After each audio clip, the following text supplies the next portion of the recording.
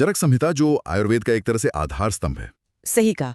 ये सिर्फ एक चिकित्सा ग्रंथ नहीं है, बल्कि इसमें स्वास्थ्य, जीवन शैली, संतुलन, मतलब एक पूरा दर्शन है। रोगों का इलाज तो है ही, पर स्वस्थ कैसे रहें इस पर भी बहुत गहराई से बताया गया है। हाँ, और आज हम इसी चरक संहिता में जो खास द्रव्य बताए गए हैं, मतलब औषधीय पदार्थ, उन पर फोकस करेंगे। जी। खासतौर पर शरीर शुद्धि की जो प्रक्रियाएं हैं, वमन, विरेचन, इनमें कौन से द्रव्य इस्तेमाल होते हैं, और कुछ और भी सिद्धांत हैं आयुर्वेद के जो आज भी उतने ही काम के हैं। हाँ बिल्कुल, हमारा मकसद यही है कि हम समझें कि चरक संहिता द्रव्यों को कैसे देखती है, कैसे उनका वर्गीकरण करती है, और उनके इस्तेमाल के पीछे लॉजिक क्या है, सिद्धांत क्या है। सही।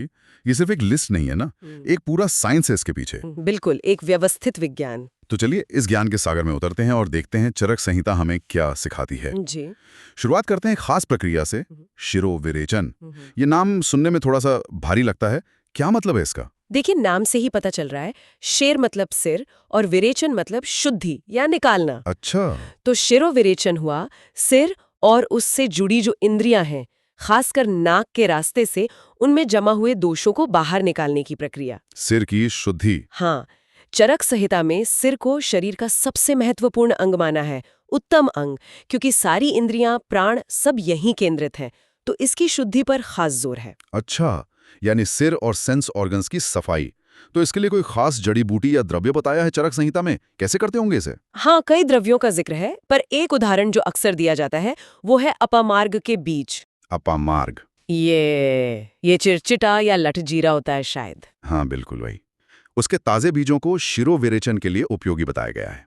इसको नस्से की तरह इस्तेमाल करते हैं, मतलब नाक के जरिए, ओह, जिससे सिर के हिस्सों में जो कफ वगैरह जमा होता है वो निकल जाता है। दिलचस्प। अपामार्ग के बीज सिर की सफाई के लिए। अच्छा, अब सिर से नीचे आते हैं। शरीर की शुद्धि के लिए पंचकर्म की बात होती है अक्सर। जी। उसमें वमन और विरेचन बहुत मुख्य हैं। पहले वमन की बात करते हैं। ये क्या होता है और चरक संहिता में इसके लिए कौन से द्रव्य बताए गए हैं? देखिए, वमन पंचकर्म का एक अहम हिस्सा है। इसमें खास दवाइयों से उल्टी करवाई जाती है, मतलब एमेसिस। उल्टी करवाते हैं, क्यों? इसका मकसद होता है शरीर का जो ऊपरी हिस्सा है, जैसे पेट, छाती, वहां अगर कफ दोष बहुत बढ़ गया हो या उससे जुड़ा पित्त हो तो उसको बाहर निकालना। अच्छा। खासकर वसंत ऋतु में या जब कफ वाले रोग ज्यादा हो तब इसकी सलाह दी जाती है। और इसको करने के लिए, मतलब उल्टी लाने के लिए, कौन सी दवाइयां या द्रव्य हैं, चरक संहिता में तो जरूर जिक्र होगा। बिल्कुल है। काफी प्रभावशाली द्रव्यों की लिस्ट है। जैसे एक है मदन फल। मदन फल? हाँ, ये नाम सुना है। हाँ, इसे वमन के लिए बेस्ट माना जाता है। चरक संहिता में इसके गुण, कैसे इस्तेमाल करना है, सब बताया है।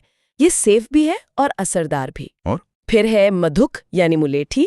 वैसे तो मुलेठी गले वगैरह के लिए जानी जाती है। हाँ, खांसी में लेते हैं। हाँ, लेकिन कुछ खास योगों में ये वमन में भी मदद करती है। फिर है नीम। नीम?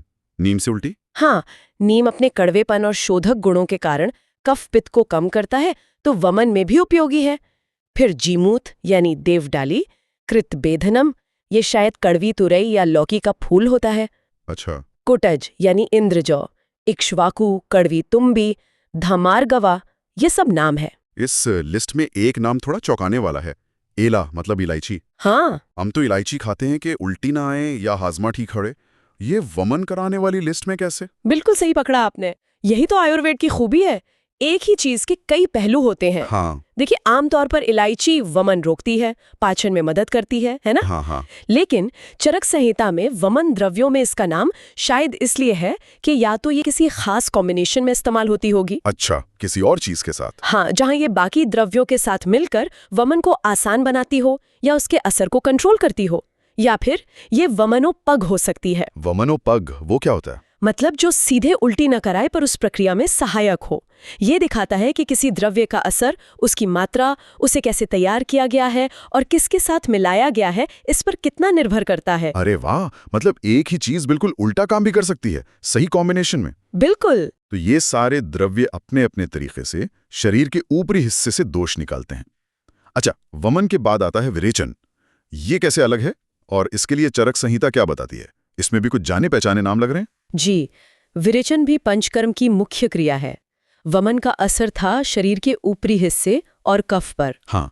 विरेचन का असर होता है शरीर के निचले हिस्से पर, मतलब पक्वाशय, आंतें। इसमें दवाइयों से दस्त करवाए जाते हैं, परगेशन। अच्छा, इसमें दस्त करवाते हैं? हाँ, ताकि बढ़ा हुआ पित्त दोष और उससे जुड़ा कफ या मल शरीर से निकल जाए। ये खासकर शरद ऋतु में या पित्त वाली बीमारियों में अच्छा माना जाता है। और पित्त की शुद्धि के लिए कौन से द्रव्य हैं इसमें? चरक संहिता में विरेचन के लिए भी बहुत से द्रव्य हैं, अलग अलग असर वाले। जैसे एक मुख्य है त्रिवृत। त्रिवृत? हाँ, निशोथ की जड़। इसे विरेचन द्रव्यों में सबसे अच्छा माना गया है। काफी तेज असर होता है इसका। चरक संहिता में इसकी काली और सफेद 2 तरह की किस्में बताई हैं। अच्छा, और? फिर है त्रिफला। हाँ। ये तो बहुत फेमस है, हरड़, बहेड़ा, आंवला। हाँ, त्रिफला चूर्ण तो बहुत लोग लेते हैं। बिल्कुल, ये एक सौम्य विरेचक है, मतलब हल्का दस्तावर। और ये रसायन भी है, मतलब शरीर को ताकत भी देता है। इसे रोज भी ले सकते हैं। और एक नाम दिख रहा, आर्घद। हाँ, आर्घवद यानी अमलतास की फली का गोदा। अमलतास? हाँ, पीले फूलों वाला पेड़। वहीं, उसका गुदा भी एक बहुत सेफ और सौम्य विरेचक है, खासकर बच्चों के लिए या जिनकी तासीर नाजुक हो उनके लिए अच्छा है। अच्छा, इसके अलावा दंती है, नीलिनी है, कंपिल्लक है, गवाक्षी यानी इंद्रायण, ये थोड़े तेज होते हैं। और फिर द्राक्षा मतलब मुनक्का या किशमिश। किशमिश भी विरेचक है? हाँ, बहुत ही सौम्य और पित्त को भी शांत करती है। ये लिस्ट भी काफी लंबी है, मतलब तेज असर वाले भी हैं और बिल्कुल हल्के भी। त्रिफला, अमलतास, ये तो आज भी घरों में इस्तेमाल होते हैं। बिल्कुल, यही तो चरक संहिता की खूबी है। वो हर द्रव्य की ताकत उसकी प्रकृति को समझकर बताती है कि उसे कैसे और कब इस्तेमाल करना है। हर दवा का अपना असर करने का तरीका है, अपनी जगह है, अपनी तेजी है ना? सही। तो कौन सी दवा किसको देनी है, ये वैद्य तय करता है। देखता है कि मरीज की प्रकृति कैसी है, वात, पित्त, कफ का क्या हाल है, बीमारी कितनी पुरानी है, मरीज में ताकत कितनी है, इन सब बातों को ध्यान में रखकर। वमन और विरेचन हो गया। एक और चीज है पंचकर्म में, बस्ती, मतलब एनीमा। हाँ, बस्ती। चरक संहिता में इसका भी जिक्र है। इसके लिए कौन से द्रव्य हैं? हाँ, बस्ती तो आयुर्वेद में बहुत ही महत्वपूर्ण मानी गई है। कुछ लोग तो इसे आधी चिकित्सा ही कह देते हैं। आधी चिकित्सा? क्यों? क्योंकि ये वात दोष पर सबसे अच्छा काम करती है और ज्यादातर बीमारियों की जड़ वात को ही माना जाता है। अच्छा। बस्ती मेनली 2 तरह की होती है। एक होती है आस्थापन या निरूह बस्ती। इसमें दवाइयों के काढ़े इस्तेमाल होते हैं। काढ़े? हाँ, डेकॉक्शन। इसका काम है शरीर से मल और बढ़े हुए दोष, खासकर वात, को बाहर निकालना। मतलब ये सफाई ज्यादा करती है। ठीक है। और दूसरी? दूसरी है अनुवासन बस्ती। इसमें औषधीय तेल या घी इस्तेमाल होता है। ये शरीर को पोषण देती है, रूखापन कम करती है, वात को शांत करती है। ये स्नेहन यानी नरिशमेंट पे ज्यादा फोकस करती है। अच्छा, एक सफाई के लिए, एक पोषण के लिए। तो इन दोनों के लिए कौन सी दवाएं खास हैं? देखिए, बस्ती के लिए तो अनगिनत योग और द्रव्य बताए गए हैं चरक संहिता में। वो मरीज और बीमारी के हिसाब से बदलते रहते हैं, लेकिन एक ग्रुप है जिसका जिक्र बार बार आता है, वो है दशमूल। दशमूल? 10 जड़ें। हाँ बिल्कुल, 10 खास पौधों की जड़ें। इसमें 5 बड़ी जड़ें होती हैं, बिल्व, अग्निमंथ, शोनाक, पाटला, गंभारी।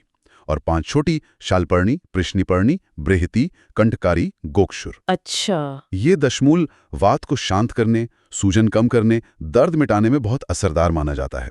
तो इसके काढ़े का इस्तेमाल आस्थापन बस्ती में होता है और दशमूल तेल या घी का अनुवासन बस्ती में। बहुत कॉमन है ये दशमूल, ये नाम भी सुना हुआ लगता है। तो हमने देखा कि अलग अलग सफाई प्रक्रियाओं के लिए खास द्रव्य हैं, लेकिन क्या सिर्फ सही द्रव्य चुन लेना ही काफी है? आपने शुरू में तर्क और सिद्धांत की बात की थी। चरक संहिता में युक्ति शब्द पर बहुत जोर है। ये युक्ति क्या बला है भाई? हा आपने बिल्कुल सही और सबसे अहम सवाल पूछा है। युक्ति, ये समझ लीजिए कि चरक संहिता और पूरे आयुर्वेद का निचोड़ है, उसका सार है। अच्छा। युक्ति का सीधा सा मतलब है सही प्लानिंग, सोच समझकर इस्तेमाल, स्किलफुल एप्लीकेशन, मतलब intelligence in action. Okay. Ayurveda ये नहीं कहता कि कोई जड़ी बूटी अपने आप में जादू कर देगी। जादू या सफलता तब मिलती है जब उस जड़ी बूटी का इस्तेमाल युक्ति से किया जाए। थोड़ा और समझाएंगे इसे? मतलब प्रैक्टिकली युक्ति का क्या मतलब हुआ? प्रैक्टिकली युक्ति का मतलब है पूरी तस्वीर देखना। एक अच्छा वैद्य सिर्फ बीमारी का नाम सुनकर दवा नहीं लिखता। वो देखते हैं रोगी की प्रकृति क्या है, वात, पित्त, कफ का बैलेंस कैसा है, विकृति क्या है, मतलब रोग किस स्टेज पर है, दोष कहाँ और कितने बड़े हैं, शरीर के धातु कैसे हैं, मजबूत हैं या कमजोर, रोगी की सहन शक्ति कितनी है, उसे क्या चीजें हजम होती हैं क्या नहीं, उसकी उम्र क्या है, वो कहाँ रहता है, मौसम कैसा है, दिन का कौन सा टाइम है, ऐसी ढेरों बातें। बाप रे, इतनी सारी चीजें। हाँ, इन सब को ध्यान में रखकर वो तय करता है कि कौन सी दवा देनी है, कितनी मात्रा में देनी है, किस रूप में देनी है, काढ़ा, पाउडर, गोली, तेल किस समय देनी है और किसके साथ देनी है, शहद के साथ, घी के साथ, गर्म पानी के साथ, ये पूरी सोच और उसको सही तरीके से लागू करना ही युक्ति है। ये तो सिर्फ दवा देना नहीं हुआ, ये तो पूरी स्ट्रेटेजी बनाने जैसा हो गया, हर मरीज के लिए अलग। बिल्कुल। इसीलिए चरक संहिता साफ कहती है, युक्तो सिद्धि प्रतिष्ठिता, मतलब सफलता तो युक्ति में ही है। अच्छा। और आगे ये भी कहा है कि युक्तितज्ञ भिषक श्रेष्ठ, यानी जो वैद्य युक्ति को जानता है और इस्तेमाल करता है वही सबसे अच्छा वैद्य है। ये हजारों साल पहले ही पर्सनलाइज्ड मेडिसिन की बात हो गई एक तरह से। हाँ, ये तो है। आयुर्वेद मानता है कि हर इंसान यूनिक है, तो इलाज भी पर्सनल होना चाहिए, युक्ति से होना चाहिए। ऐसा नहीं कि एक ही दवा सब पर चल जाए। कमाल है, आज के जमाने में जहां स्टैंडर्ड इलाज पर इतना जोर है, वहां हजारों साल पहले इतनी गहरी समझ वाकई सोचने वाली बात है। अच्छा, चलिए द्रव्य और इलाज के सिद्धांतों से थोड़ा आगे बढ़कर डाइट और दवाओं के जनरल गुणों पर आते हैं।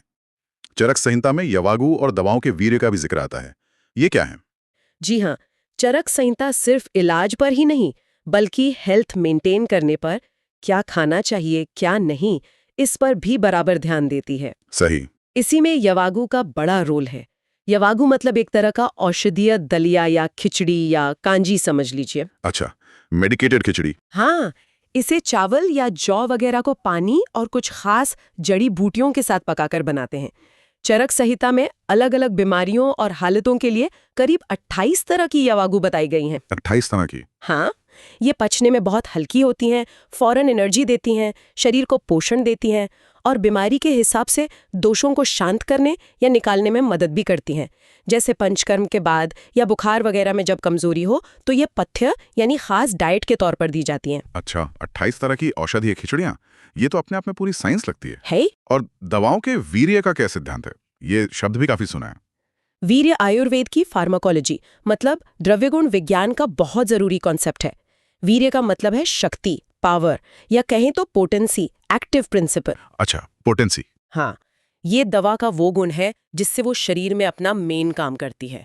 वैसे तो वीर्य कई तरह के बताए गए हैं, लेकिन चरक संहिता समझने के लिए आसान तरीके से दवाओं को उनके असर के हिसाब से 3 मेन कैटेगरी में बांटती है। कौन सी 3? पहली है तीक्ष्ण वीर्य, मतलब शार्प या स्ट्रॉन्ग पोटेंसी वाली दवाएं। तेज असर वाली? हाँ, जिनका असर बहुत तेज, फास्ट होता है।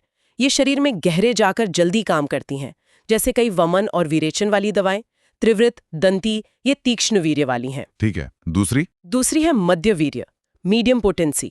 इनका असर ना बहुत तेज होता है ना बहुत धीमा, बैलेंस तरीके से काम करती हैं। ओके। और तीसरी है मृदु वीर्य, माइल्ड पोटेंसी। ये सौम्य असर वाली दवाएं होती हैं। इनका असर धीरे धीरे होता है, शरीर पर सॉफ्ट होती हैं और लंबे समय तक इस्तेमाल के लिए सेफ हो सकती हैं। जैसे त्रिफला, मुलेठी, किशमिश, ये मृदु वीर्य हैं। तो ये तीक्ष्ण, मध्य और मृदु, हाँ, ये जानने से प्रैक्टिकली क्या फायदा होता है वैद्य को? बहुत फायदा होता है। इसी से तो दवा चुनने और डोज तय करने में मदद मिलती है। मान लीजिए बीमारी बहुत तेज है, डोज बहुत बड़े हुए हैं और मरीज में ताकत भी है, तो वैद्य तीक्ष्ण वीर्य दवा दे सकता है ताकि जल्दी आराम मिले। लेकिन अगर मरीज कमजोर है, बीमारी पुरानी है या दवा लंबे समय तक देनी है, तो मृदु वीर्य दवा चुनना ज्यादा सेफ और सही रहता है। समझ गया। मध्य वीर्य दवाएं बीच की सिचुएशन में काम आती हैं। तो वीर्य का ज्ञान होना दवा के सेफ और असरदार इस्तेमाल के लिए बहुत जरूरी है। ये फिर से युक्ति वाली बात से जुड़ जाता है, सही वीर्य वाली दवा का सही हालत में इस्तेमाल। बहुत बढ़िया। तो आज हमने चरक संहिता के जरिए आयुर्वेद के कुछ बहुत ही अहम पहलुओं को छुआ। शिरोविरेचन और अपामार्ग, फिर वमन विरेचन और उनके द्रव्य जैसे मदन फल, त्रिव्रत, त्रिफला, बस्ती और दशमूल का महत्व, और सबसे खास युक्ति का सिद्धांत, फिर यवागु और दवाओं का वीर्य। ये वाकई दिखाता है कि आयुर्वेद कितना सिस्टमैटिक और गहरा विज्ञान है। बिल्कुल, और ये याद रखना जरूरी है कि चरक संहिता सिर्फ जड़ी बूटियों की लिस्ट नहीं है। ये एक पूरा सिस्टम है, सोचने का एक तरीका है। इसमें बीमारी और मरीज को गहराई से समझना, सही दवा चुनना और सबसे बढ़कर उसे इस्तेमाल करने की अक्ल और तरीका यानी युक्ति सबसे ऊपर है। हाँ। जैसा कहा, कामयाबी सिर्फ दवा में नहीं, उसके सही इस्तेमाल में है। और शायद यहीं पर आज का सबसे बड़ा सवाल भी छिपा है, सोचने के लिए।